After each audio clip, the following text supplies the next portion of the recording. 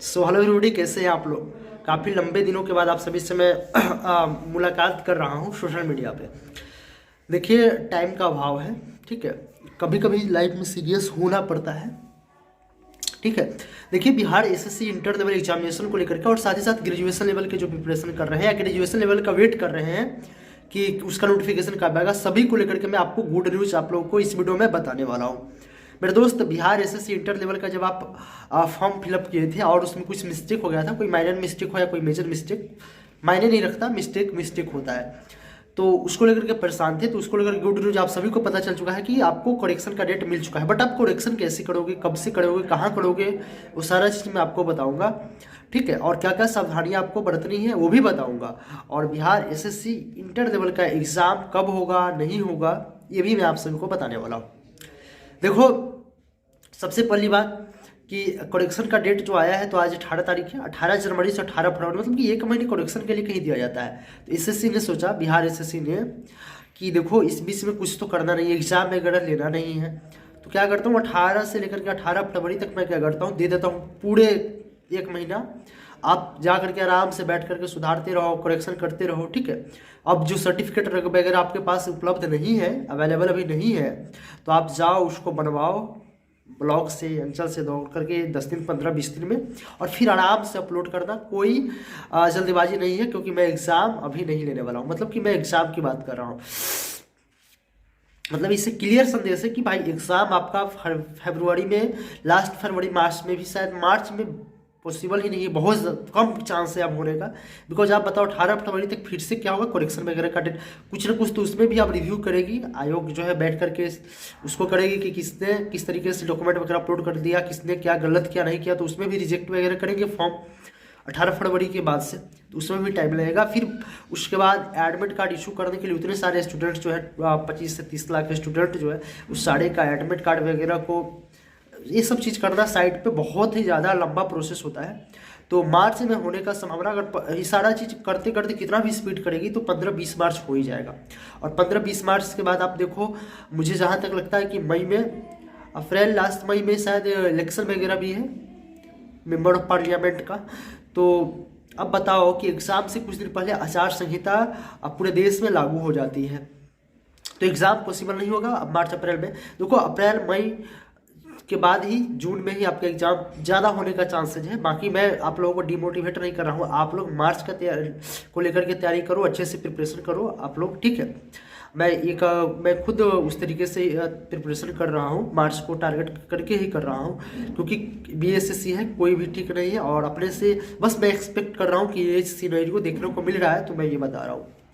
दूसरा कि Bihar SSC CGL की नोटिफिकेशन कब आएगी, तो देखो बिहार एसएससी सीजीएल का नोटिफिकेशन बहुत जल्द आएगा, क्योंकि अब वो आयोग के ऊपर है। आयोग के पास सब कुछ चला गया है, सारे डाटा जो भी है कलेक्शन वगैरह के, किस डिपार्टमेंट में कितनी वैकेंसीज है, वो डिपार्टमेंट के पास, डिपार्टमेंट से आयोग के पास चली गई है।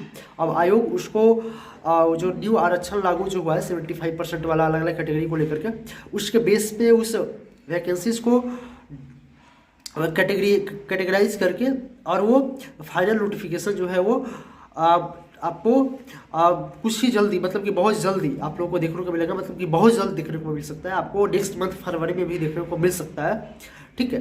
तो ये खुशखबरी है बिहार एसएससी सीजीएल का प्रिपरेशन कर रहे हैं जो स्टूडेंट्स, उसके लिए।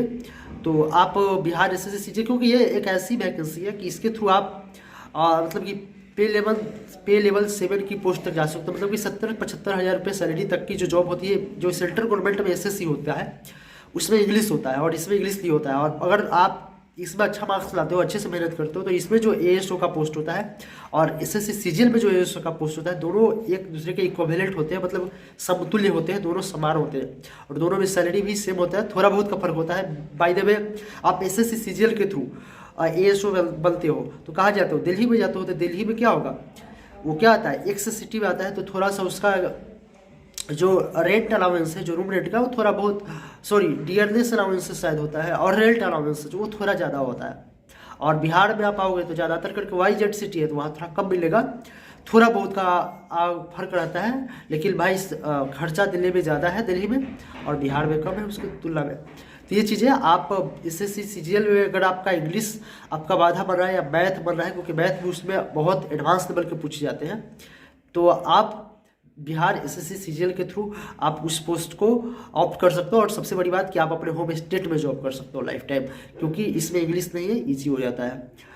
चलो ये चीज़ें समझ में आ गया, एग्जाम डेट को का सिनेरियो समझ में आ गया। अब एडिट करेक्शन कैसे करना है वो मैं बता देता हूँ। देखो मैं साइट पे गया हूँ, 18 जनवरी हो चुका है, मैंने साइट पे गया तो अभी तक लिंक अवेलेबल नहीं करवाया गया है आयोग के द्वारा वेबसाइट पे। जैसे वेबसाइट पे लिंक अवेलेबल करवा दिया जाएगा, मैं खुद करेक्शन करके और स्क्रीन रिकॉर्डर ऑन कर के रखूँगा और उस वीडियो को अपलोड कर दूंगा। आप लोग देख लेना कि कैसे कैसे करना है बारीकी से। फिलहाल क्योंकि मैंने क्या किया है कि मैंने उस समय मेरा EWS सर्टिफिकेट जो होता है इकोनॉमिकल वीकर सेक्शन का, वो नहीं बना हुआ था, मेरे पास अवेलेबल नहीं था, तो मैंने UR कैटेगरी डाल दिया था। मैंने रिस्क नहीं लिया, मुझे लगा कि शायद एडिट का ऑप्शन मुझे मिलेगा या नहीं मिलेगा, तो इसलिए मैंने उस समय UR ही डाल दिया था। लेकिन अब मेरे पास EWS सर्टिफिकेट अवेलेबल है, ठीक है, तो मैं अब उसे EWS कैटेगरी के तहत फॉर्म भरना चाहता हूँ और उसे एडिट करने का ऑप्शन आया तो मैं उस मौके पर गवाऊंगा नहीं। तो मैं भी करूँगा स्टेप बाय स्टेप, क्या क्या डॉक्यूमेंट अपलोड करने हैं, फिर से वो सब चीज़ दिखाऊंगा स्टेप बाय स्टेप करके। तो आप लोग उस वीडियो का वेट करना। उस वीडियो का वेट करने के लिए जो लोग नए सब्सक्राइबर हैं, सब्सक्राइब नहीं किए, वो लोग सब्सक्राइब करके बेल आइकन को ऑन कर देना और वीडियो को लाइक करना। फिलहाल आज की इस वीडियो में इतना ही रहने देता हूँ। बाकी जो भी आप लोग का इंपोर्टेंट डाउट होगा, जो भी ये डाउट लगेगा मुझे कि इंपोर्टेंट है आप लोगों को क्लियर करना है, और तो कमेंट में बता रहा हूँ, मैं उसके रिगार्डिंग वीडियो बना दूंगा, ठीक है। फिलहाल इस वीडियो में इतना ही रहने देता हूँ। Love you to all.